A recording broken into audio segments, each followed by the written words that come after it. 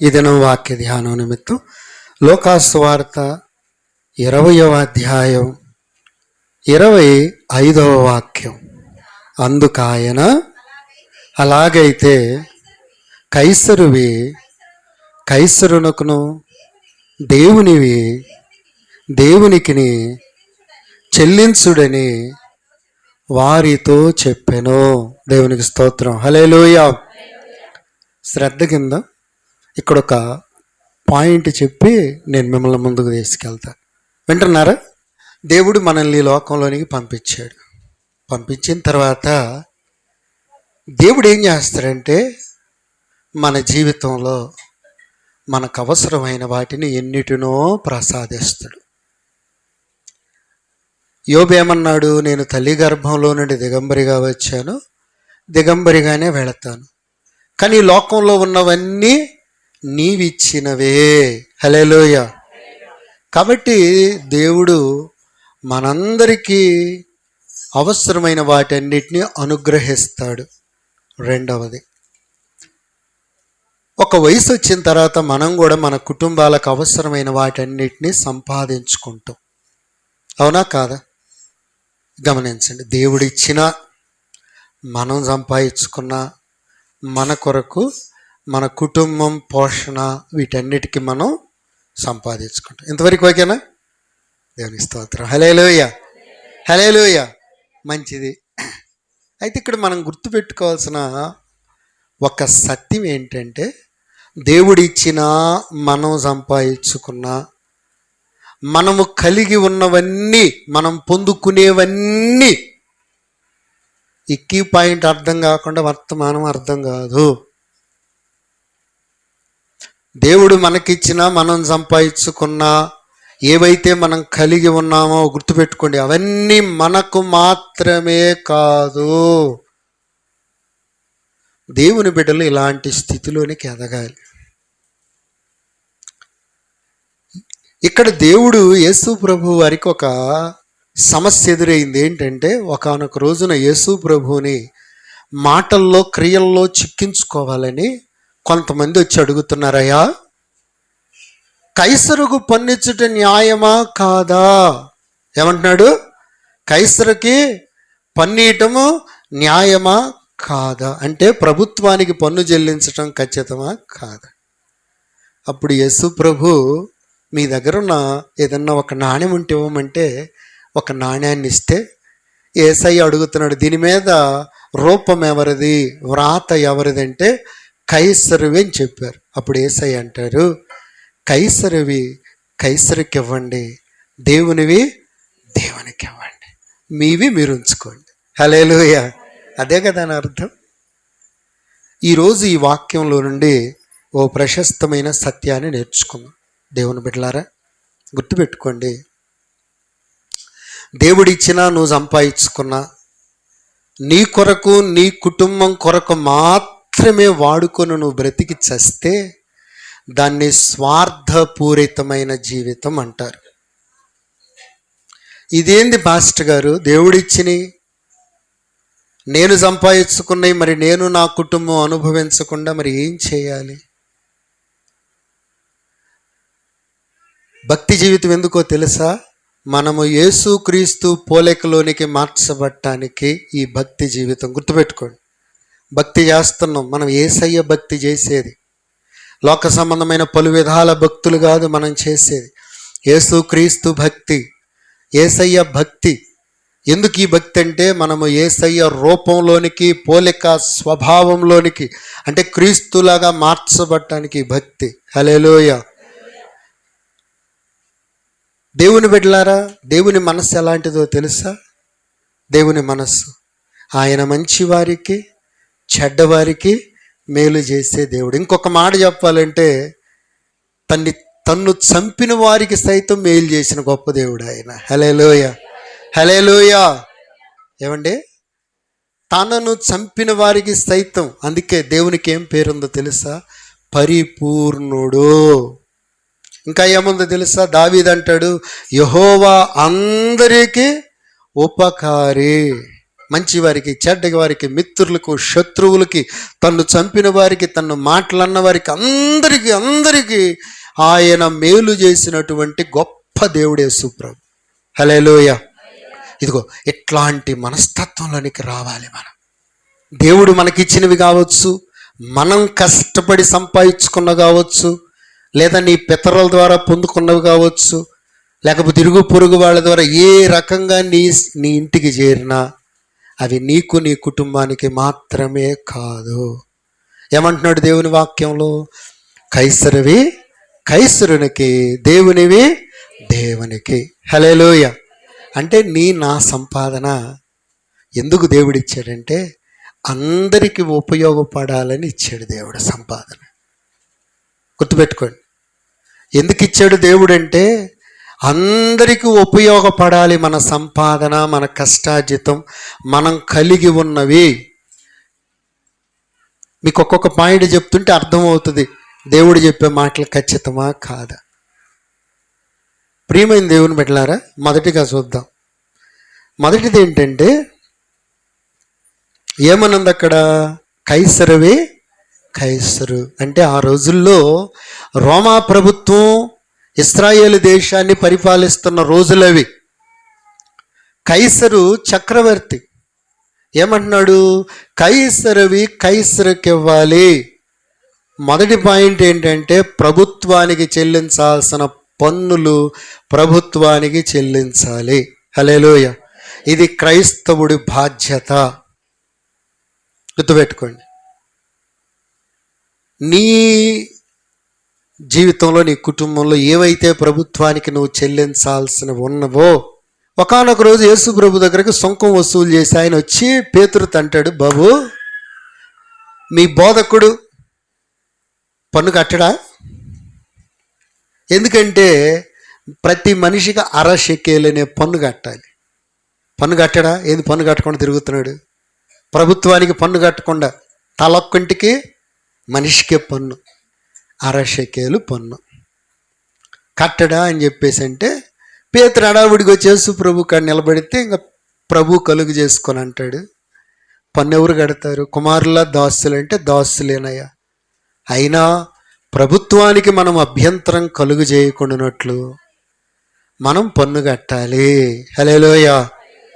నువ్వు సముద్రానికి వెళ్ళు, గాలమే, వచ్చిన మొట్టమొదటి చేప నోరు తెరు, ఒక షెకేలు ఉంటుంది, నీకొక అరషెకేలు, నాకొక అరషెకేలు కట్టు. పేతురు గారు వెళ్ళారు, గాలం వేయగానే చేప పట్టది, చేప నోరు తెరవగానే షెకేలు వచ్చింది. చేప తెచ్చుకున్నాడు, షెకేలు తెచ్చుకున్నాడు, షెకేలు కట్టేశాడు. యేసు ప్రభుకి అరషెకేలు, పేతురుకి అరషెకేలు. హల్లెలూయా. దీని ద్వారా మనం నేర్చుకునేది ఏంటంటే దేవుని బిడ్డలమైన మనం ప్రభుత్వానికి కట్టాల్సిన పన్నులు కట్టాలి. ఇంటి పన్ను, నీళ్ల పన్ను, మనంతా ఎగ్గొట్టేవారమే కదా. లోన్ తీసుకుంటామా? లోన్ తీసుకొని ఇక మన ఆలోచన అంతా ఎట్టుంటుంది చెప్పండి? తీసుకున్నదాకా ఒక రకంగా ఉంటుంది, తీసుకున్నాక ఎక్కడ ప్రభుత్వాలు రద్దు చేస్తాయా, ఎక్కడ ఎగ్గొడదామా? చూడండి, తీసుకున్నంతసేపు ఒకటి. నేనొక్క మాట చెబుతా, ప్రతి రూపాయి దేవుడు వసూలు చేస్తాడు. హల్లెలూయా. నిజం చెప్తున్నా, అబద్ధంగా. ప్రతి రూపాయి దేవుడు వసూలు చేస్తాడు. నువ్వు ప్రభుత్వానికి ఏదైతే పన్ను కట్టాలో, కరెంటు బిల్లులా కట్టండి, పెండింగ్ పెట్టబాక. తప్పు. అది ఎంతైనా రాని నువ్వు నేనేగా వాడుకుంటుంది, కట్టాలా లేదా? కట్టాలి లేదా? కట్టాలండి కరెంటు బిల్లులు. మరి ప్రభుత్వం ఎట్లా నడవాలి చెప్పండి? అర్థమవుతుందా? మన వంతు, మన బాధ్యతలో ఇంటి పన్ను కట్టుకోండి. ఇంటి పన్ను కడితేగా నీకు ఇంటి మీద హక్కున్నట్టు తెలిసేది, అవునా? ఎవరికన్నా ఇల్లు అమ్మాలన్నా, కొనుక్కోవాలన్నా ముందు ఏమడుగుతాం మనం? ఇంటి పన్ను ఉందా లేదా? మనం ఇంటి పన్ను కట్టకపోతే ఎట్లా వస్తుంది? దేవుని బిడ్డలారా గుర్తుపెట్టుకోండి, కైసరువి కైసరుకు చెల్లించాలి. హల్లెలూయా. అంత నాదేని వాటేసుకొని కూర్చుంటే ఎట్ట కుదిరిద్ది? నా కష్టం ఏంటంట చెప్పాలి బాజీ, నాది అంత నాదే. అంత నాది, నేనెందుకు కట్టాలంటే అట్ట కుదిరింది? ప్రభుత్వం ద్వారా మనం ఎన్నో సౌకర్యం. ఒకటి ఆలోచించండి, ఈరోజు మనం ఇంత సుభిక్షంగా ఉన్నాం అంటే బార్డర్లో మన కోసం సైనికులు ఎంత కాపలా కాస్తారు తెలుసా? మనం గుండె మీద చేసుకుని హాయిగా నిద్రపోతున్నాం అంటే వాళ్ళు ఎండకెండి, మంచుకు తడిసి, వర్షంలో తడిసి, కుటుంబాలకు దూరమై, పిల్లలకు దూరమై ఎంత కాపలా కాస్తుంటారు తెలుసా? సోల్జర్స్, పోలీస్ వారు ఏ టైంలో పడితే ఆ టైంలో వాళ్ళు డ్యూటీలు. అవునా కాదా? మన చుట్టూ మనం ఎంత క్షేమంగా ఉన్నామంటే ఊరకనే లేము. ప్రభుత్వంలో అన్ని రకాల వ్యవస్థలు పనిచేయబట్టి మనం ఇంత క్షేమంగా ఉన్నాం. హల్లెలూయా. కాబట్టి మనం నేర్చుకోవాల్సిన విషయం ఏంటంటే ప్రభుత్వానికి, అయ్యా అమ్మా దొంగ కరెంట్లు వద్దు, న్యాయంగా. అర్థమవుతుందా? దేవుని బిడ్డలమైన మనం నేర్చుకోవాల్సిన విషయం ఏంటంటే కైసరువి చెల్లించండి. నేను చెప్పాను ఇందాక ఒక మాట, దేవుడిచ్చినా నీవు సంపాదించుకున్న అన్నీ నీవి నావే కాదు, అందులో ఎవరి భాగం వాళ్ళకి చెల్లితేనే మిగిలింది మనం తినగలుగుతాం. అంతా నాదేని వాటేసుకుంటే నీది కూడా నువ్వు తినలేవు. హల్లెలూయా. కాబట్టి కైసరుకి గుర్తుపెట్టుకోండి. మీ జీవితాల్లో ప్రభుత్వానికి ఏదైతే కట్టాలో అది కట్టకుండా మీరు ఉండొద్దు. నా మాట వినండి. హల్లెలూయా. దేవుని బిడ్డలే పన్నులు కట్టకపోతే ఇంకెవరు కడతారు? ఒక చిన్న ఉదాహరణ చెప్తానండి. విజయ్ మాల్యా అని ఒక ఆయన ఉన్నాడు. చాలా అప్పులు చేసి ఎగ్గొట్టి వేరే దేశం లండన్లో దాక్కున్నాడు. మోడీ ప్రభుత్వం వాళ్ళు మామూలుగా నిర్మలా సీతారామన్ ఆర్థిక శాఖ మంత్రి, పిచ్చ తెలివి కలిగిన ఆస్తులన్నీ అమ్మేసి డబ్బులు మూటగడితే వాడు పిటిషన్ వేశాడు, నా అప్పులు 12,000 కోట్లు అయితే నా ఆస్తి 15,000 కోట్లు. కుక్కలు దిగిరాలే, ఎవడికోసం దిగొస్తాడు? ప్రభుత్వాలు తెలుసుకుంటే మన మెడలు ఉంచగలుగుతాయి. విజయ్ మాల్యా అంటే మామూలుడు కాదు, కింగ్ ఫిషర్స్ అధినేత. వేరే దేశంలో దాక్కుంటూ ఊరుకుంటారా? ఆస్తులు అమ్మి 15,000 కోట్లేమో జప్తు చేస్తే వాడు ఇప్పుడు దండాలు పెడుతున్నాడు ప్రభుత్వానికి. ఎవడురా నిన్ను ఎగ్గొట్టి పొమ్మంది అంటే? నీకేనా తెలివి? ప్రభుత్వాలకు తెలివి ఉండదా? పిచ్చోళ్ళై వాళ్ళు పరిపాలన చేస్తున్నారా?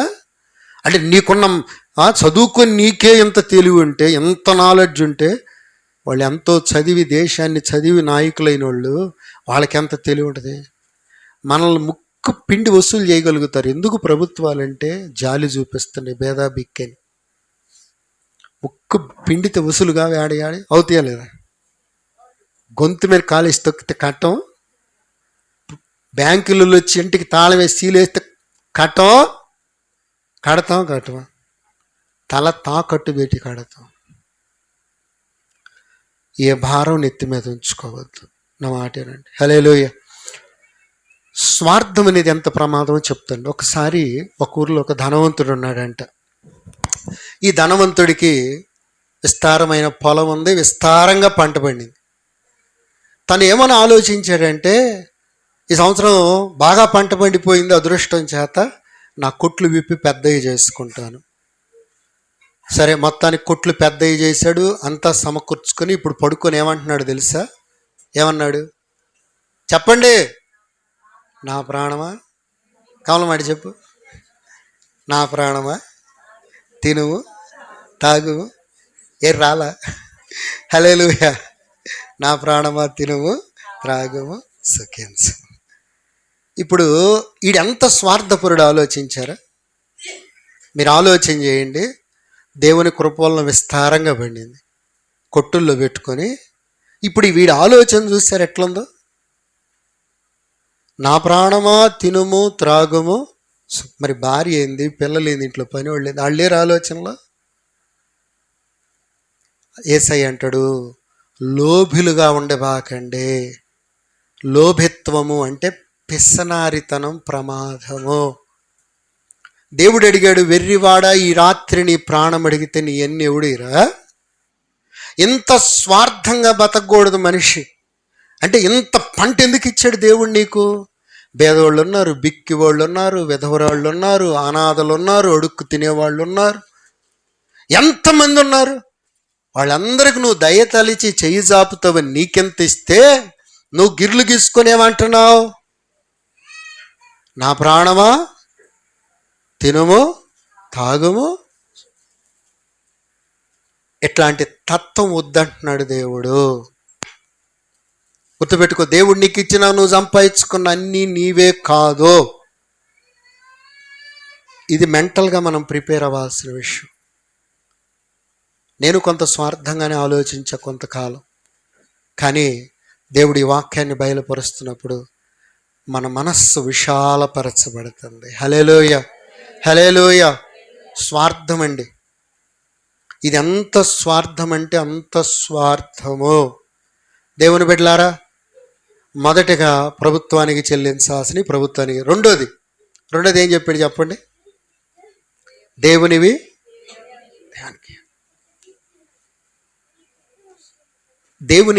ఇవ్వాలి. నేను ఎప్పుడు ఒక మాట చెప్తే ఇప్పుడు చెబుతున్నా, దేవుడు సొమ్ము ఈ ప్రపంచంలో ఎవడు తినలేడు. హల్లెలూయ.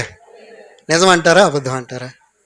మీరు తలకాయ కిందకి పెట్టి కాళ్ళు పైకి పెట్టి తపస్సు చేసినా ఈ ప్రపంచంలో ఏ మానవుడు కూడా దేవుడు సొమ్మును తినటం అసాధ్యం, అసంభవం, అయ్యే పనే కాదు. ఒప్పుకున్నా ఒప్పుకోకపోయినా మీ వల్ల కాదు, నా వల్ల కాదు, దేవుడు వల్ల కాదు. దేవుడు సొమ్ము దశమ భాగము మనం బిగబొట్టుకున్నా ఆయన ఎట్ట వసూలు చేసుకోవాలి అట్ట వసూలు చేసుకుంటాడు. చెప్పే మాటేనండి. మలాకి గ్రంథంలోకి వెళ్ళేసరికి అక్కడ అంటాడు, మానవుడు దేవుని యొద్ద దొంగిలునా. అక్కడ రెండు చెప్తాడు, ఒకటి దశమ భాగం, రెండోది ఏంటి? ప్రతిష్టార్పణలో. గుర్తుపెట్టుకోండి, దశమ భాగం అంటే నీ రాబడి అంతట్లో 10వ వంతు. తర్వాత ఏమన్నాడు? ప్రతిష్టార్పణలు అంటే ఏంటంటే తొలి ఫలాలు ఉంటాయే, గుప్పెళ్ళ బియ్యం కావచ్చు, లేకపోతే నీ పంటలు తొలి భాగము. అర్థమవుతుందా? తొలిది నువ్వేదైతే మొక్కుబళ్ళు చేసుకున్నావో, నువ్వేదైతే ఆపదలో అనుకున్నావో, వీటినన్నింటిని ఏమంటారంటే ప్రతిష్టార్పణలు. హల్లెలూయ. గుర్తుపెట్టుకోండి దేవుని సంగమా, దశమ భాగం ప్రతిష్టార్పణలు. నేను ఒక్క మాట సూటిగా అడుగుతా, ఈరోజు ఎంతమంది తెచ్చారు గుప్పిళ్ళ బియ్యం? చెప్పండి. ఇది బల్లారాధన, కనీసం మీ భాగం మీరు మోసుకొని బల్లారాధన కన్నా తీసుకొస్తున్నారా? ఎంత నైస్లు అయిపోయిందంటే, మరి ఈ నైస్ ఎడిపోయిద్దో నాకు అర్థం కావట్లేదు. ఒకప్పుడు ఒక 10 ఏళ్ల క్రిందట విశ్వాసులు ఒక చేతిలో బైబిల్, ఆడోళ్ళు ఒక చేతిలో క్యాను పట్టుకొని పోతుంటే ఎంత అందంగా ఉంటుందో ఆ భక్తి చూడటానికి. హల్లెలూయ. ఈరోజు ఏం లేదు, నైస్గా వేగేసుకొని ట్రైల్గా వచ్చేస్తే అయిపోద్ది. ఇదే భక్తి. సిగ్గుండాలి కొద్దిగా. కనీసం నెలలో బల్లారాధన కన్నా నీ భాగం అంతా తీసుకొచ్చి ఎందుకు పెట్టట్లా? నీ అన్నం నువ్వు తినగలుగుతావా? చెప్పు నాకు. దేవుడు ఇచ్చింది కావచ్చు, నువ్వు సంపాదించుకుంది కావచ్చు, అన్నీ నీవే కావు. ప్రభుత్వానికి చెల్లించాల్సిన ప్రభుత్వానికి చెల్లించాలి. రెండోది దేవుడి భాగం దేవుడికి ఇవ్వాలి. తీసుకొస్తున్నారా? గుప్పిళ్ళ బియ్యం ఎంతమంది తెస్తున్నారు చెప్పండి, అబద్ధం ఆడకుండా చెప్పండి. గుప్పిళ్ళ బియ్యం దొంగలు ఉన్నారు. ఎంత దొంగలో! ఏది నువ్వు నేను బోధించేది నేర్చుకునేది గాడిద గుడ్డు. మీరు పడేసే అన్నంలో దేవుడి భాగం ఎంత చెప్పండి. ఇన్నిసార్లు ఎంత అన్నం పడేసి ఉంటారు. ఎందుకు పడేస్తున్నారు మీ అన్నం? మీరు రెయ్యంబగుళ్ళు కష్టపడి తెచ్చుకున్న బియ్యంను వండుకొని సీమలు బట్టో లేకపోతే సద్దిబడి ఎందుకు పడేస్తున్నారు అన్నం? మనకు సిగ్గులేక పడేస్తున్నాం. తప్పు కదా? అన్నం పడేయటం ఎంత పాపమో తెలుసా? ఎందుకు అన్నం పడేసి నీ చేతులతో నీ కష్టాన్ని పడేస్తున్నావు అంటే, నువ్వు దేవుడి భాగం ఇవ్వకుండా వండుకొని తింటున్నావు కాబట్టి వేస్ట్ అయిపోతుంది. కుక్కల పాలు నక్కల పాలు అయిపోతుంది. దేవుడికి ఇవ్వాల్సిన భాగం, నీ సేవకుడు తిని నీ కొరకు చేతులెత్తి ప్రార్థన చేయాల్సిన భాగము కుక్కల నక్కల పాలు అవుతుంది. ఇస్తున్నావా? నీ సేవకుడు తిని నీ కొరకు ప్రార్థన చేస్తే కదా నీకు ఆశీర్వాదం. గుప్పిడి బియ్యంలో కూడా దొంగవేనా? గుప్పిడి బియ్యంలో దొంగవా? గుప్పిడి బియ్యం దాచిపెట్టుకుని ఎంత పెద్దవాళ్ళం అవుతావు, ఎన్ని బింగిలింగులు కడతావు చెప్పండి. చెప్పాలా? తొలి ఫలాలు చేస్తున్నారా? కోళ్ళు పెంచుకుంటున్నారు, తొలి గుడ్డు మందిరాన్ని తెచ్చి పెడుతున్నారా? తొలి కోడిని దేవుడికి ఇస్తున్నావా? కనీసం పంట తొలి భాగాన్ని తీసుకొచ్చి ఇస్తున్నావా? దేవుని బిడ్డలారా గుర్తుపెట్టుకోండి, మనం సంపాదించే సంపాదనలో దేవుడు మనకిచ్చే వాటిలన్నీ మనవి కాదు. అసలు ఈ వాక్యం చదువుతుంటే, ధ్యానిస్తుంటే ఉదయం నాకే సిగ్గు అనిపించి, నిజంగా ఎవరు వాళ్ళకి మనం ఇవ్వాల్సినవి. హల్లెలూయా, హల్లెలూయా. దశమ భాగాలు తీయటం నేర్చుకున్నామా? నా బోధ ఇదే. మీరు నన్ను తిట్టుకున్న ఇబ్బంది లేదు, ఉన్నదన్నట్టు చెప్పకపోతే నేను దోషిని అవుతాను. దశమ భాగం ఎంతమంది తీస్తున్నారు? దొంగ భాగాలు తీయొద్దు. దొంగ భాగాలు అంటే మీకు ఇష్టమైన భాగాలు, కయ్యూను భాగాలు. మన అర్పణ కయ్యూను అర్పణ, హేబేలు అర్పణ. నేను ఒక మాట రాసుకున్నా, చదువుతాను నేనండి. ఈ లోకంలో మనుషులు సంపాదించేదే ఆలోచిస్తున్నారు. నేనెంత సంపాదిస్తున్నాను, నేనెంత, నా భార్య ఎంత, నా పిల్లలు ఎంత, నా కుటుంబం ఎంత, సంపాదించేదే ఆలోచించి సంకలగొట్టుకుంటున్నాం. ఎంత అనుభవిస్తున్నాం అన్నదాకా రాట్లు. మనిషి ఆలోచన ఎంతవరకు అంటే, నా ఇంట్లోకి రాబడి ఎంత వస్తుంది, మేము ఎంత కష్టపడి ఎంత సంపాదిస్తున్నాం అన్నదే కానీ మేమెంత అనుభవిస్తున్నాం. ఇక్కడ దాకా నీ మైండ్ వస్తే అర్థమైందా? ఎక్కడ దాకా? ఇంత సంపాదిస్తున్నాం అన్నదే మన ప్రౌడ్నెస్ కానీ, మన ఇదేదో కానీ, నేను నా కుటుంబము ఎంత అనుభవిస్తున్నాం, ఇక్కడ దాకా రండి, మీకు అర్థమైంది. హల్లెలూయా. మానవుడి ఆలోచన సంపాదన దాకే ఉంది. నేను ఎంత అనుభవిస్తున్నా, ఎంత నష్టం అవుతుంది అని గనక మీరు ఆ 2 అడుగులు ముందుకు వేయగలిగితే మీరు దేవుడికి ఇవ్వకుండా ఉండలేరు. హల్లెలూయా. సంపాదన దాకే మన అడుగులు, మన ఆలోచన, మన తలంపులు. ఎంత వస్తుంది, ఎంత సంపాదిస్తున్నావు, మరి ఎంత అనుభవిస్తున్నావు, అది ఉండదు. మానవుడికి ఆలోచన ఉండదు. ఎంత తింటున్నావు, ఎంత మిగులుతుంది, ఎంత సంపాదన, ఇది ఉండదు. దేవుని బిడ్డలారా, మానవుడు ఎందుకు నష్టపోతున్నాడో తెలుసా? ఎందుకు? అప్పులు కట్టాల్సి వస్తుంది, వడ్డీలు కట్టాల్సిన, హాస్పిటల్కి పోతుంది, అటు పోతుంది, ఇటు పోతుంది, నష్టం. ఎందుకు ఈ నష్టాలంటే, నా మాటేనండి. దేవుని మాటగా చెప్తున్నాను, ప్రభువు మాటగా. దేవుని కాడ దొంగలుగా ఉండబాకండి. దేవుని భాగం దేవునికి ఇచ్చి ఆయన శోధించి అడగండి. ఆకాశపు వాకిండ్లు విప్పి మీకు ఇవ్వకపోతే అప్పుడు అడగండి. హల్లెలూయా. గుర్తుపెట్టుకోండి, మీరు దశమ భాగం తీసేటప్పుడైనా, ఏది తీసేటప్పుడు, నా అర్పణ కయ్యూను అర్పణ, హేబేలు అర్పణ. ఎన్నాళ్ళు ఇంకా కయ్యూను అర్పణ కాడే? పంటలో కొంత తీసుకొచ్చాడు, కానీ హేబేలు తొలిచూలు వాటిలో క్రొవ్విన వాటిని, ఏ లోపం లేని వాటిని తీసుకొచ్చాడు. హేబేలు బలిని దేవుడు అంగీకరించి. భేద విధవరాలు 2 కాసులను ఎందుకు దేవుడు ఇష్టపడ్డాడు? ధనవంతులు మూట్ల కానుకలు వేస్తుంటే యేసయ్య ఇష్టపడలేదు. ఎందుకని? వాళ్ళు దొంగ భాగాలు తెచ్చారు. ధనవంతులే, లోకంలో ధనవంతులు, కానీ దేవుని కాడ దొంగలు, దరిద్రులు. దేవుని బిడా, నువ్వు దశమ భాగం కరెక్ట్గా తీసిన రోజునే నిజాయితీ పరుడు. ఏదో అని చెప్తున్నా, నీకు దేవుడు ఏ కోణాలలో అయితే ఇస్తున్నాడో ఆ కోణాలన్నిట్లో నువ్వు దశమ భాగం తీసే స్థితికి రావాలి. హల్లెలూయా. ఉదాహరణ చెప్తా. మరి ఎంత దొంగలుగా తయారయ్యంటే, ప్రభుత్వం వాళ్ళు ఉచితంగా ఇస్తున్నారుగా. తప్పు కనుక నేను ఆశించి చెప్పట్లేదు. నా సిద్ధాంతం ఏంటంటే, ప్రతి మనిషికి ఒక కమిట్మెంట్ అనేది ఉండాలి. నేను ఆశించను, నువ్వు పెడితే తిని సేవ చేస్తా, అంతే. ఇప్పుడు తప్పు కనుక ప్రభుత్వం ఉచితంగా ఇస్తున్నారు. ఎంత ఇస్తున్నారు? అదే నెల జీతాలు ఉండేగా చెప్పాలా? నెల జీతాలు వాళ్ళు ఒరే, ఈ ప్రభుత్వ ఉద్యోగుల కన్నా ఇరేమో కానీ, వెంకటేశ్వర కన్నా ఇరు కదా. 1వ తారీఖు ఇస్తారా? అమ్మో, వాళ్ళకి కూడా ఇరు. అసలు మీరు మరి ఏందో మీరంటే భయం నాకు అర్థం కాదు. మీకు 1వ తారీఖు ఇంటికి తీసుకొచ్చేస్తారు. వాళ్ళ అకౌంట్లు దేవులు ఆడుకున్న వాడుకుండవు. హల్లెలూయా కదా. మీరు ఏమైనా కష్టపడ్డారు దానికోసం? మీరు ఏమైనా రెయ్యంబగుళ్ళు శ్రమ పడ్డారా? రెయ్యంబగుళ్ళు ప్రార్థన చేశారా? మీకు ఉచితంగా ఇచ్చిన దాంట్లోనే దశమ భాగం తీయట్లా. ఉచితంగా ఇచ్చిన దాంట్లో నా కాలం అంటే ఉచితంగా ఇచ్చిన దాంట్లోనే దశమ. ఎంత దొంగలు మీరు దేవుడు కాడ. బతుకులో ఉండాల భక్తి, ఆరాధనలో, పాటలో, జనానికి కనపడే దాంట్లో కాదు భక్తి. బతుకులో ఉండాల భక్తి. దేంట్లో ఉండాలా? క్రైస్తవుకి ఇవ్వండి, దేవునికి ఇవ్వాలి. అవునా?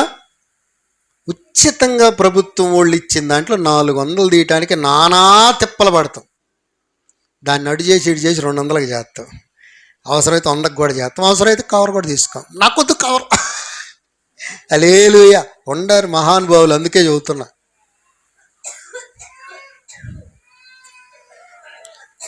అంటే మనం ఎంత దిగజారిపోయామో చూసారా? డబ్బుకు బానిసలం అయిపోయామండి. రేపు బంగారు వీధుల్లో తిప్పుతాడు అక్కడికి చేరిన వాళ్ళని. హల్లెలూయా.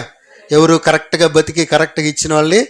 బంగారు వీధులలో తిరిగేదను, ప్రియా యేసు రాజును నే చూచిన చాలు, మహిమలో నేనాయనతో ఉంటే చాలు. హల్లెలూయా. పెన్షన్ రాకముందు పాస్టర్ గారు వచ్చేటట్టు చేయడు. పాస్టర్ గారు అది ఎత్తి నీకెందుకు, నీ అంత తేలుస్తానంటారు. నా అంత తేలుస్తానే ఉన్నారు, దేవుడు అంత తేలుస్తానే ఉన్నారు. వచ్చిందాక ఒక మాట, ఏట్లో ఉన్నాను చెప్పు ఒక మాట, ఏటెక్కినాక గట్టెక్కినాక చెప్పండి. ఏట్లో ఉన్నాను చెప్పేమో పడవ మల్లన్న. మరి బాబు గట్టెక్కినాక ఏమంటారు? బోడి మల్లన్న. ఏట్లో ఉన్నాను చెప్పు పడవ మల్లన్న ఎట్ట కట్ట అంటారు. ఏటి గట్టెక్కినాక అరే పోర బోడి మల్లన్న అన్నారంట. అట్టనే ఏసయ్య కూడా అంతే. మనకి ఏట్లో ఉన్నాను చెప్పేమో ఏసయ్య, ఏటెడ్డు ఎక్కినాక నువ్వెవడు అంటారు. దేవుని బిడ్డలారా గుర్తుపెట్టుకోండి, దేవుడు మనకిచ్చినా మనం కష్టపడి సంపాదించుకున్నా ఎవరి భాగం వాళ్ళకి ఇవ్వాలి. హల్లెలూయా. అర్థమవుతుందా? నీ సంపాదనలో దేవుడి భాగం దేవుడిది. ఇంకొకటి ఏంటంటే చెప్పాను కదా, దైవజనుడి భాగం కూడా ఉంటుంది. ఏముంటుంది? దైవజనుడి భాగం. దైవజనుడి భాగం అంటే ఏంటి చెప్పండి? తొలి ముద్ద. దైవజనుడి భాగం ఏంటి? మీ ఆస్తులు కాదు సుమా. అమ్మా, దైవజనుడికి మీ ఆస్తులు రాసిమని బైబిల్లో భగవంతుడు చెప్పాల. నీ బ్రతుకు దినాలన్నిట లేవీయుడిని మర్చిపోదు. అంటే నాకు లేక చవతం లేదు సుమా. ప్రభు నాతో మాట్లాడాడు కాబట్టి చెప్తున్నా, నేను ఆశించి చెప్పట్లా. నేనేమైనా సేవ చేయకుండా ఊరకు కూర్చొని ప్రార్థన చేసుకున్న దేవుడు నన్ను బతికిస్తాను, నాకు ఇబ్బంది ఏమి లేదు. నిజం చెప్తున్నా, అబద్ధంగా. ఊరకు కూర్చొని నేను ప్రార్థన చేసుకున్నా దేవుడు నన్ను బతికిస్తాడు, నాకు ఆ విశ్వాసం ఉంది దేవుడి మీద. కాకుల చేత ఏలియా ఏం సేవ చేస్తే రొట్టె మాంసం దొరికింది రోజు? చెప్పండి మీరు. ఏలియా ఏమైనా సేవ చేశాడా? కెరీతు వాగు దగ్గర కూర్చొని ప్రార్థన చేసుకుంటే దేవుడు పోషించాడు. హల్లెలూయా. ఆ దేవుడు నన్ను పోషించలేడా? కాబట్టి దేవుని సేవకుడికి మనం ఇవ్వాల్సిన తొలి ముద్ద.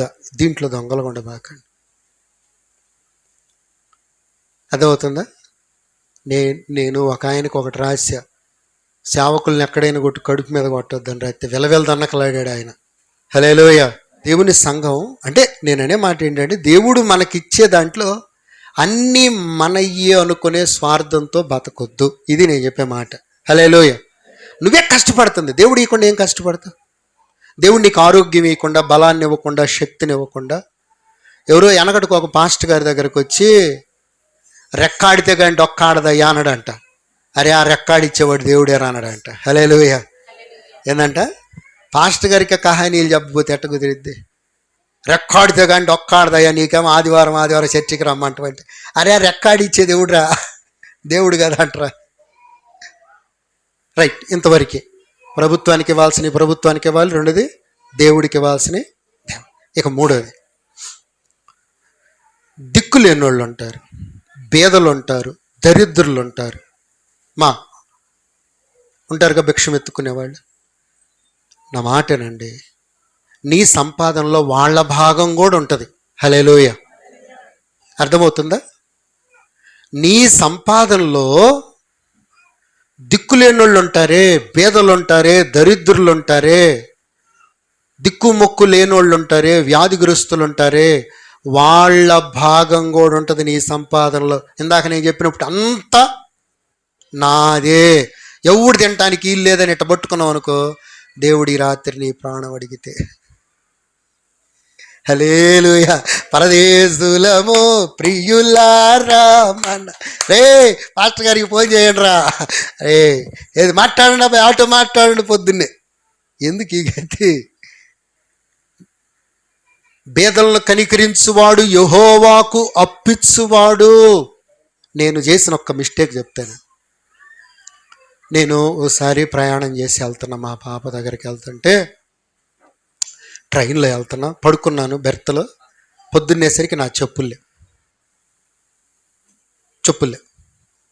లేకపోయేసరికి ఇంకా కూర్చొని ప్రార్థన చేసుకున్నా, ప్రభు చెప్పులు పోయి ఇంటికి పోతే మామూలుగా ఉండదు ప్రభు, ఎట్టయి నువ్వు సాయం చేయి ప్రభు అని ప్రార్థన చేసుకుంటా. హల్లెలూయా. ప్రార్థన చేసుకుంటే నా చెప్పులు వేసుకొని పాపం ఒక అతను, ఎవరో భిక్షం ఎత్తుకునే అతను, కొంచెం కుర్రోడే, తిరుగుతూ ఉన్నాడు. తర్వాత నేను కుర్రోడు నా పక్కన కూర్చొని ఉంటే అడిగా, చెప్పులు నాయి అని. మన ఈ మధ్య ప్రభు నాకు మాట్లాడాడు, ఎరా నువ్వు కొనుక్కోగలిగిన స్థితి ఉంది. వాడు అడుక్కునేవాడు కదా, ఏ చెప్పులు ఇచ్చేస్తారంటే, గుండెలు ఎంత రాయిపడ్డదో నాకు. ప్రభా నేను ఎంత పొరపాటు చేశాను, నన్ను క్షమించు. నా చెప్పులు నాకు దొరికి నేను సంతోషపడ్డా, కానీ నీ అంత నేను ఆలోచించలేకపోయాను ప్రభా. నిజంగా దేవుళ్ళలాగా మనం ఆలోచించగలుగుతాం. నాకే సిగ్గనిపించింది. నా చెప్పులు నాకు దొరికి నీకు స్తోత్రం ప్రభు అన్నా, కానీ ఇది నా స్వార్థపూరితమైన మనస్సు. కానీ దేవుని మనసు ఏంటో తెలుసా? నువ్వు కొనుక్కోగలవు, అవసరమైతే నేను నీకు ఇవ్వగలను. కానీ అడుక్కునే వ్యక్తి, మతిస్థిమ్మతో లేని ఆ యవనస్తుడికి ఎవడురా కాళ్ళ మధ్యలో తలకాయ పెట్టుకుని ఏడ్చుకోవటం తప్ప నేనేం చేయగలుగుతాను? సిగ్గనిపించింది దేవుడి కాడ. ఎంత సిగ్గనిపించిందో నాకు. చూసారా మన ఆలోచనకి దేవుడి ఆలోచనకి ఎంత తేడా ఉంటుంది? అర్థమైన వాళ్ళు ఒక్కసారి చేతులు ఎత్తి దేవుని స్తుతించు. హల్లెలూయా. పిచ్చోళ్ళు తీసుకుపోయి దొరికినా స్తోత్రం అంటాం, కానీ తీసుకుంటే తీసుకున్నాళ్ళే నేను కొనుక్కోగలనని వదిలిపెట్టేదే దేవుని మనస్సు. ఆ మనస్సులోకి రాగలుగుతావా?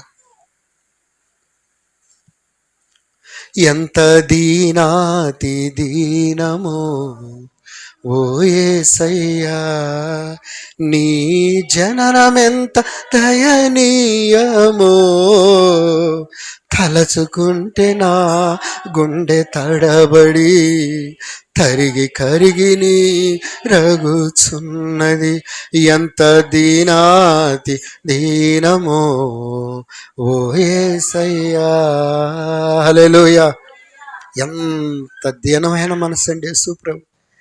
నన్ను అడిగిన ఆ ప్రశ్నకు నాకు మెదడు చెలించిపోయింది. నా ప్రభువా, నువ్వు నా చెప్పులు నాకు ఇచ్చావు స్తోత్రం అంటే, సిగ్గులేనోడా, కొనుక్కోలేనోడరా, వదిలిపెట్టి ఏమైందిరా అన్నాడు దేవుడు. నిజమే.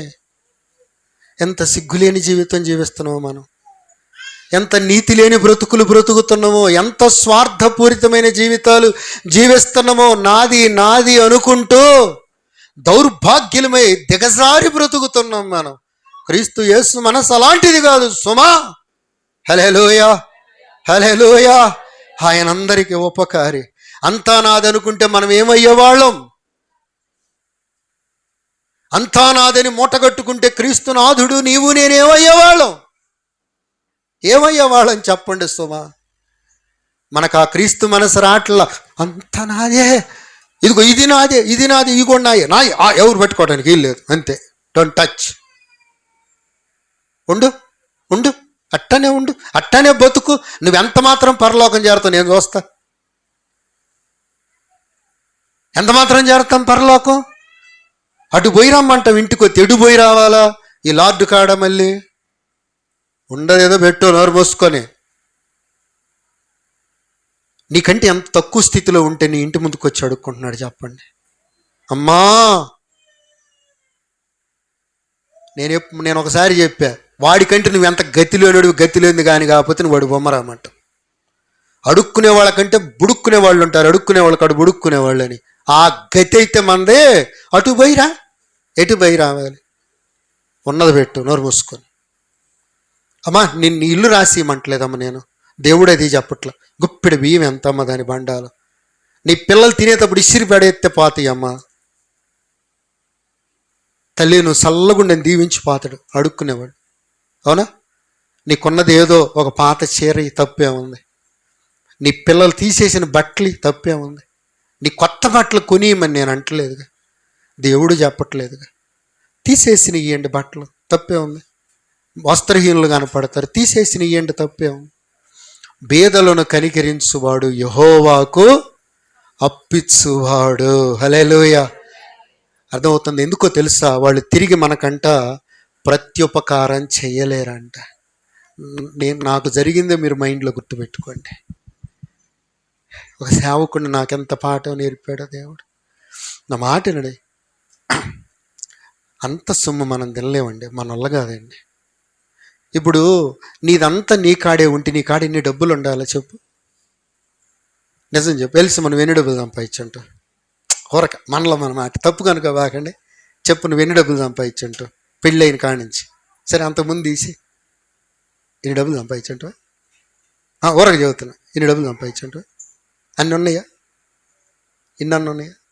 ఇన్నన్ను లేకుండా ఎట్టంటే హల్లెలూయా. మరి ఇన్ని డబ్బులు ఎందుకు లేవు? ఉండవు.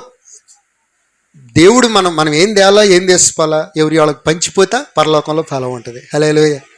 ఇక్కడంతా బిగబొట్టుకొని పోయామనుకో, మనం పరలోకంలో దేవుడు నీకు బిగబడతాడు. నా మాటేనండి. నేనైనా మీరైనా మనందరం అయినా ఎవరి భాగాలు మన సంపాదనలో మనం గుర్తుపెట్టుకోవాల్సిన అంతా నాది కాదు. దేవుడు ఎవరికి నిర్ణయించింది వాళ్ళకి వెళ్ళిపోవాలంతే. హల్లెలూయా. బిక్కోళ్ళు ఉన్నారు, వాళ్ళకి సహాయం చేయండి. ప్రయాణం అయిపోతుంటూ ఎవరన్నా చేయి జాయిపమ్మా రూపాయి అంటే 10 రూపాయలు అయిపోయిన రూపాయి ఇత్తే తప్పే అని చెప్పు. వాళ్ళు 10 అడిగారండి, అయ్యా నా కాళ్ళు లేవులే, రూపాయి. మనకేం ఒక్కళ్ళే తగలరుగా, మనం ప్రయాణం అయిపోయి వచ్చేసరికి కనీసం 10 మంది అని అడుక్కుంటారు. 10 మందికి 10 రూపాయలు తప్పేంటి? మరీ బిగబొట్టుకొని పోయి బ్రతుకు ఏం బ్రతుకు? రైట్, అయిపోయింది. ఇంకా తర్వాత బంధువులు ఉంటారు, రక్త సంబంధికులు ఉంటారు. వీళ్ళకి కూడా మనం చెయ్యి చాపాలి, ముఖం తిప్పకూడదు. నిన్ను ఊరకీయమంటలు అప్పేయి, తప్పే లేదు. వడ్డీ తీసుకోబాకు, అప్పేయి, తప్పులేదు. వడ్డీ తీసుకోబా. అర్థమవుతుంది? ఈరోజు నువ్వు అలా ఇస్తే రేపు నీకు అలాగనా ఇవ్వబడి.